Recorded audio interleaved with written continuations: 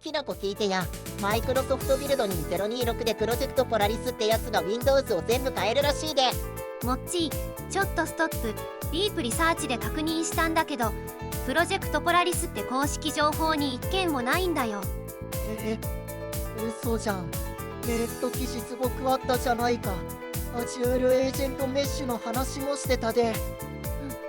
アジユールエージェントメッシュもエージェントモード4オフィス365も公式キーノート全文。うわ、じゃあ僕がテンション上げてた話半分以上で曲がったってことを。焦らないで。本物のビルドに026はちゃんとあるんだよ。3層構造で、しかも MAI モデルが7本同時発表されたの。7本？それマジでオープン AI 切りに来てるってことやろ。全部教えて。正直に言うとね、7本のうち詳細スペックまで公式裏付けが取れたのは2本だけ。今日はその2本を深掘りするね。 MAI コード1フラッシュと MAI シンキング1スウィーベンチプロ 51.2% と AIME97.0% を主張する派手なやつなんだよ。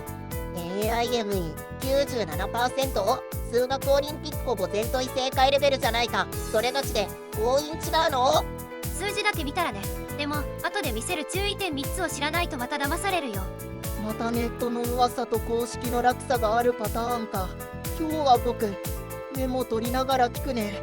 ネットの誤情報を整理して本物のビルドに026を一時情報ベースで見せていくね。最後まで見てほしいんだよ。きなこもっちーのテック深掘り。今日も一緒に深掘りしよでもネットの記事すごくあったじゃん。プロジェクトポラリスってやつ、あれ何だったの？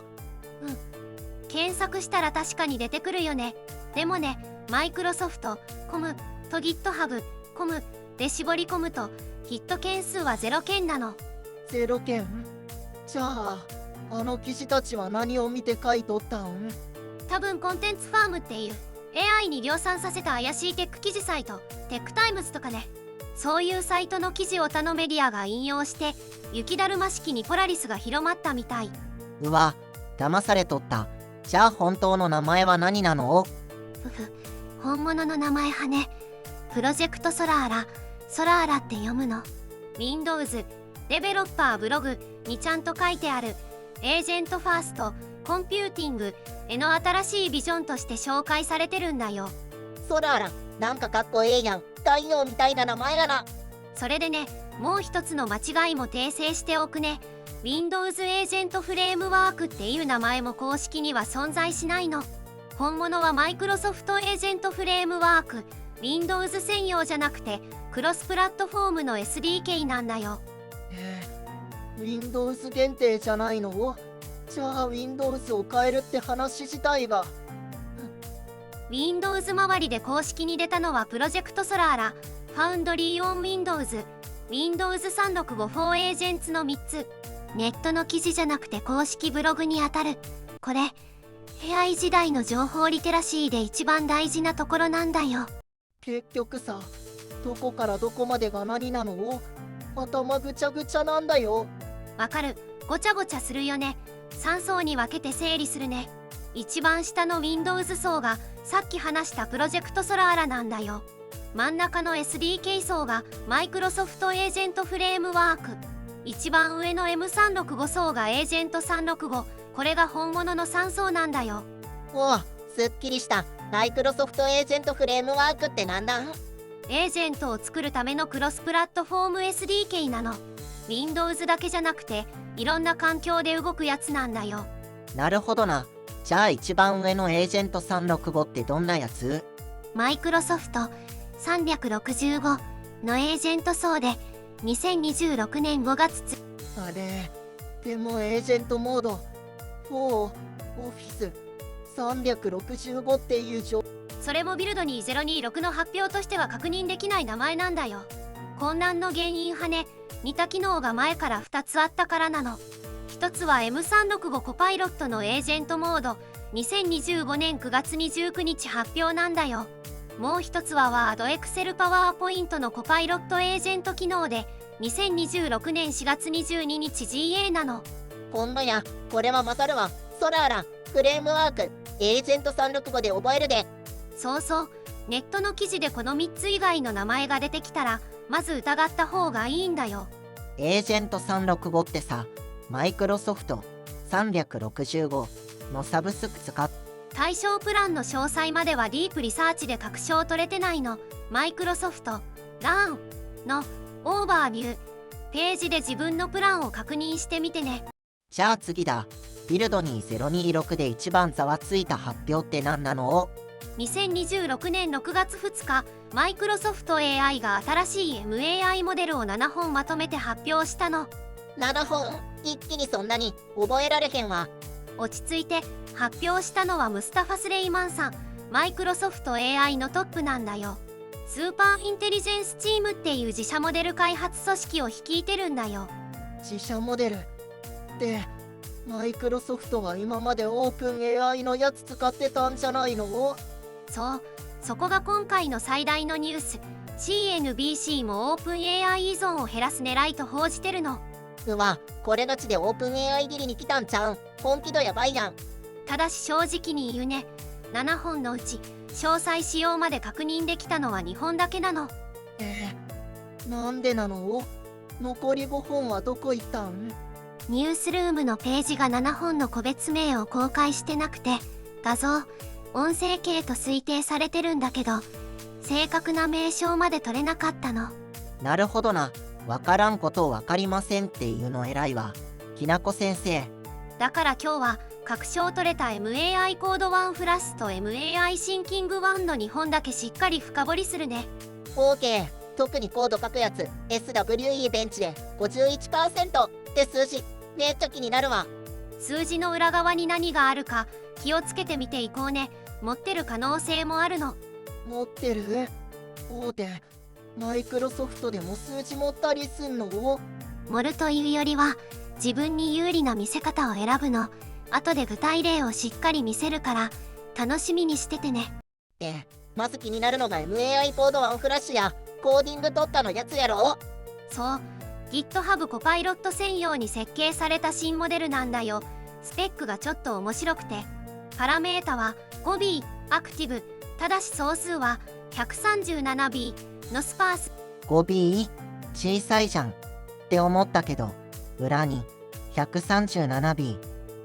そう、推論時は 5B だけ動くから早いの。コンテキストは250。訓練は2026年3、5月。データカットオフは2025年12月。リリースは6月2日なんだよ。しかもコパイロットのフリー、スチューデント、プロプロプラスマックスまで全プランに展開されてるの。全プランか。太っ腹じゃん。で、肝心の性能はどうなの？スウィーベンチプロで 51.2%、クロードハイク 4.5 が 35.2%、だから足す16ポイントなんだよ。51% とかやばいやん。しかも足す16ポイントってめっちゃ差ついとるやんけ。 SWE ベンチベリファイドでも 71.6%、ハイク 4.5 の 66.6% を上回ってるの。もうクロード超えたんちゃう？最強やん MAI。数字だけ見るとすごいんだけど、ちょっと待ってほしいの。これ全部マイクロソフトの自己申告値で、第三者の独立監査は確認できてないんだよ。比較相手のハイク 4.5 も小型モデルだからマイクロソフトに有利な選定なんだよね。だから比較相手を意図的に小さいやつにしとるってことを？それやと印象操作じゃん。そこまでは言わないけど、自分に有利な切り口を選ぶのは企業の常套手段なの。気をつけて。ランク C ソースだと君系に106や GLM5.1 が上回るって見方もあるの。鵜呑みは禁物。じゃあ次、推論モデルの MAI シンキング1はどうなの？こっちはマイクロソフト AI 初の推論モデル。スペックがさらに豪華なんだよ。パラメータは 35B アクティブ、総数は約 1T のスパース MOE、 コンテキストは一丁パラメーター、スケールがおかしいやん。性能もえげつなさそうやな。ベンチマークがすごいの。 AIME2025 で 97.0%、 AIME2026 で94.5% を記録してるんだよ。AIME97% ってそれ人間より賢いってこと？数学オリンピックほぼ全問異正解じゃないか。数字だけ見るとそう。スウィーベンチプロも約 53% で、マイクロソフトはクロードオーパス 4.6 と互角って位置づけてるの。でもちょっと待ってほしいの。注意点が3つあるんだよ。1つ目、これもベンダー自己申告値で、エポックとかベンチ LM みたいな第三者監査は未確認なの。2つ目、人間選考の比較はクロードオーパス 4.6 じゃなくて、実はソネット 4.6 が相手なんだよ。オーパスとソネットじゃ全然格が違うだろ。それ盛りすぎじゃない？ 3つ目が一番重要。 MAI シンキング1はオープン AI データ不使用っていう主張、ディープリサーチで棄却されたの。 MAI コード1フラッシュには裏付けあるんだけど、 MAI シンキング1については公式裏付けがなかったの。なるほどな。やっぱり大手の発表でも疑ってかかるの大事だね。とはいえ MAI シンキング1がマイクロソフト AI 初の本気推論モデルってのは事実、技術的なマイルストーンなんだよ。数字は割り引きつつ、自社モデルで推論まで持ってきた事実は素直に評価していいの。そうやな。マイクロソフトがオープン AI 抜きで戦える土俵を作りに来た。これは間違いないわ。なあ、きなこ。僕、ネット記事だけ見てプロジェクトポラリスとか信じてた。恥ずかしい。落ち込まなくていいんだよ。 AI が自動生成した記事サイトに大量に出てたから、誰でも引っかかるやつなの。自動生成？人が書いてないの？じゃあ何を信じたらいいんや。マイクロソフトの話なら信頼できるドメインは4つだけ覚えておけばいいんだよ。ニュース、マイクロソフト、コム、ブログズ、Windows、コム、マイクロソフト、AI、ラン、マイクロソフト、コム、この4つだけ。おう、メモするわ。製品名とか日付が出てきたら、まずその4つで検索したらいいんだね。そうそう、コンテンツファームって呼ばれる AI 生成記事サイトには見分けるサインが3つあるよ。1つ目、サイト名で検索すると同じテーマの記事が大量に出る。2つ目、URL に数字付きのアーティクル、ID がある。3つ目、一時情報へのリンクがほとんどない。この3つが揃ってたらまず疑っていいの。なるほどな。でも、それを毎回チェックするのって、砂漠で落としたコンタクトレンズを探すくらい大変じゃない？僕みたいなの絶対忘れるよ。だからディープリサーチを使うんだよ。今回もポラリスやエージェントメッシュみたいな情報を引いてくれたの。ディープリサーチ偉い。今度からネット記事だけで判断せえへんわ。一時ソース大事やな。ちなみに今回のディープリサーチで確認できたソースは合計23件、うち16件がランク A の一時情報なんだよ。70% が一時情報なんやな。ちゃんと裏取りされたらこんな違う景色になるんやな。みんなもこの製品名見たことないって思ったら、ぜひ4ドメインで確認してみてね。じゃあ今日のおさらいするね。ビルド2026の本物は3層構造なんだよ。プロジェクトソラーラとマイクロソフトエージェントフレームワークとエージェント365、これが正しい3つの名前なの。僕もプロジェクトポラリスって言わない。エージェントメッシュも間違いだったって覚えておくね。2つ目は MAI モデル7本同時発表。マイクロソフトがオープン AI 依存を切りに来た本気度の表れなんだよ。詳細スペックまで確認できた MAI コード1フラッシュと MAI シンキング1は GitHub コパイロットや推論用途で実際に使われ始めてるの。3つ目、ベンチマークの数字には気をつけなきゃいけないって話だね。スウィーベンチプロ 51.2%、モ AIME 97.0% も全部ベンダー自己申告で第三者監査は未確認なの。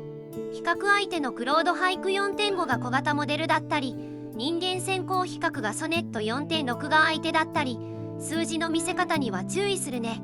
数字盛るのも企業のテクニックなんだよ。ユーザー側もこれくらい知っておかんとあかんな。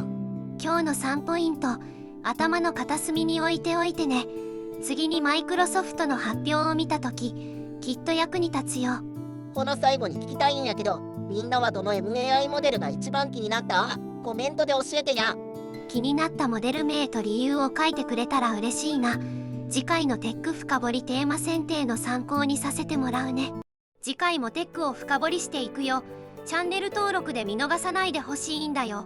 飼い主のおやつ代のために登録お願いします。ポチッと押してくれたらわし大喜びや。次の動画でまた会おうな。